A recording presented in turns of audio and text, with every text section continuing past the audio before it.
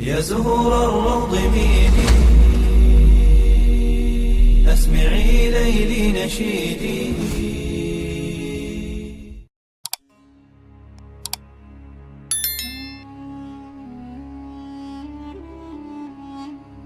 Assalamualaikum warahmatullahi wabarakatuh. Syukur alhamdulillah, dalam kesempatan yang mulia ini kita masih diberikan banyak kenikmatan sehingga kita dapat berjumpa kembali di channel ini. Marilah kita senantiasa bersolawat serta salam kepada junjungan kita semua, yaitu baginda Nabi Muhammad sallallahu alaihi wasallam. Allahumma sholli ala sayyidina Muhammad wa ala ali sayyidina Muhammad. Doa dan harapan saya, semoga sahabatku semuanya selalu diberikan kesehatan, diampuni segala dosa-dosanya, dikabulkan segala doa dan hajatnya, serta dilapangkan rezekinya oleh Allah Subhanahu wa ta'ala. Amin, amin ya rabbal alamin. Sahabatku yang dirahmati oleh Allah Subhanahu wa ta'ala, dalam kehidupan ini manusia terbagi menjadi dua golongan. Golongan yang pertama adalah golongan manusia yang jauh dari rahmat Allah Subhanahu wa ta'ala, dan yang kedua, golongan manusia yang dekat dengan rahmat Allah Subhanahu wa ta'ala. Rasulullah sallallahu alaihi wasallam bersabda dari Abu Hurairah radhiyallahu anhu, ia berkata, tatkala Allah menciptakan makhluk, ia menulis pada suatu kitab. Kitab itu berada di sisinya, di atas arsy, yang bertuliskan, sesungguhnya rahmatku mengalahkan murkaku. Hadis riwayat Imam Bukhari dan Imam Muslim. Rahmat Allah itu meliputi luasnya langit dan bumi beserta sekalian apa-apa yang ada di antara keduanya. Rasulullah sallallahu alaihi wasallam bersabda dari Abu Hurairah radhiyallahu anhu, ia berkata, saya mendengar Rasulullah sallallahu alaihi wasallam bersabda, Allah telah menjadikan rahmat itu 100 bagian, 99 ditahan di sisinya, 1 bagian ia turunkan ke bumi. Dari 1 bagian itulah semua makhluk saling menyayangi, sampai binatang itu mengangkat kakinya karena khawatir menginjak anaknya. Hadis riwayat Imam Bukhari dan Imam Muslim. Sahabatku yang dirahmati oleh Allah, adapun ciri-ciri orang yang dekat kepada rahmat Allah Subhanahu wa ta'ala itu adalah sebagai berikut. Yang pertama adalah mengerjakan amal ibadah kepada Allah Subhanahu wa ta'ala, yaitu mereka yang senantiasa yang patuh pada perintah Allah, senantiasa membaca kitab Allah, mengerjakan sholat wajib 5 waktu maupun sholat yang sifatnya sunnah, serta yang membayar zakat, infak dan sodakoh, yang menyantuni fakir miskin, dan juga karena bentuk kasih sayang sesama mereka. Allah Subhanahu wa ta'ala berfirman, sesungguhnya orang-orang yang selalu membaca kitab Allah atau Al-Quran dalam melaksanakan sholat dan menginfakkan sebagian rezeki yang kami anugerahkan kepadanya dengan diam-diam dan terang-terangan, mereka itu mengharapkan perdagangan yang tidak akan rugi, agar Allah menyempurnakan pahalanya kepada mereka dan menambah karunia-Nya. Sungguh Allah Maha Pengampun, Maha Mensyukuri. Quran Surah Fatir ayat 29-30. Kemudian yang kedua adalah bersyukur kepada Allah Subhanahu wa ta'ala, yaitu apabila seorang manusia mendapatkan rezeki dan harta yang banyak, niscaya ia menyadari bahwa semua harta yang ia kumpulkan adalah karunia dari Allah Subhanahu wa ta'ala semata. Ia juga menyadari bahwa seluruh hartanya bukan sepenuhnya milik dia, melainkan sebagian hartanya dibagikan kepada kaum duafa, lagi fakir dan miskin.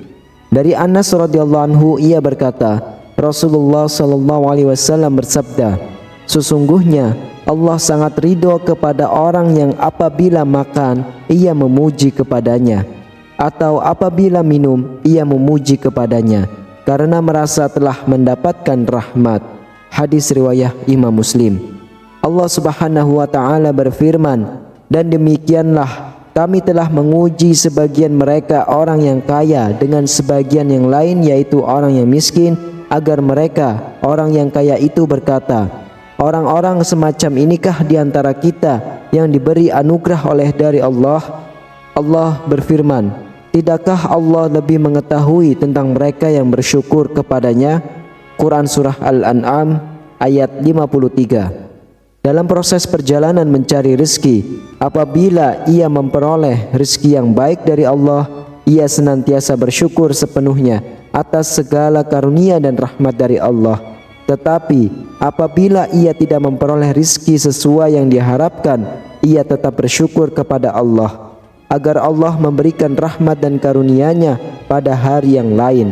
Allah Subhanahu wa taala berfirman, Allah melapangkan rezeki bagi siapa yang Dia kehendaki dan membatasi bagi siapa yang Dia kehendaki.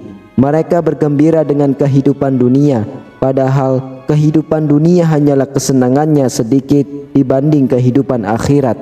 Quran Surah Ar-Ra'd ayat 26. Yang ketiga, berterima kasih kepada Allah Subhanahu wa taala, yaitu mereka yang senantiasa berterima kasih kepada Allah atas limpahan nikmat dan rahmat Allah di balik kesusahan mereka.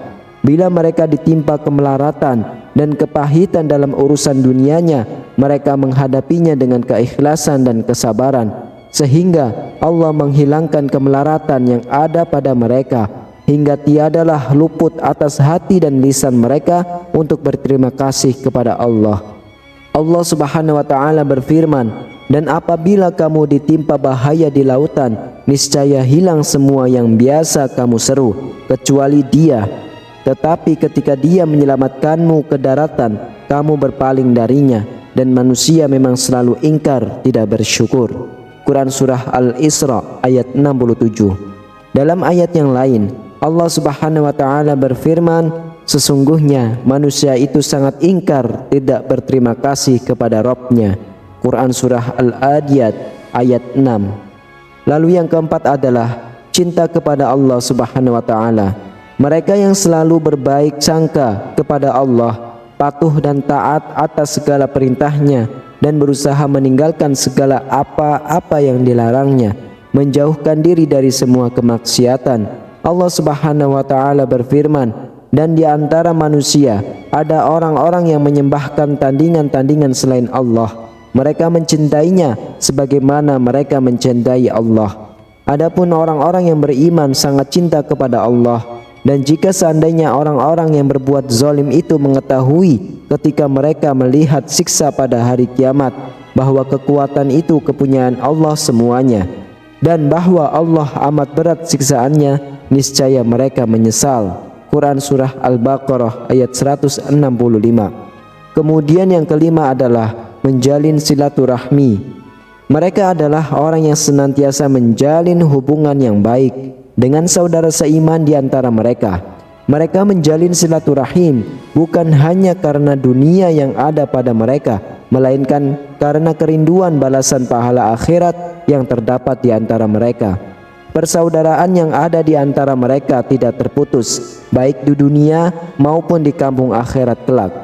Mereka juga senantiasa nasihat-menasihati dalam kebenaran dan saling tolong-menolong. Allah Subhanahu wa taala berfirman, wahai manusia, bertakwalah kepada Rabb-Mu yang telah menciptakan kamu dari diri yang satu, yaitu Adam, dan Allah menciptakan pasangannya yaitu Hawa dari dirinya, dan dari keduanya Allah mengembangbiakan laki-laki dan perempuan yang banyak.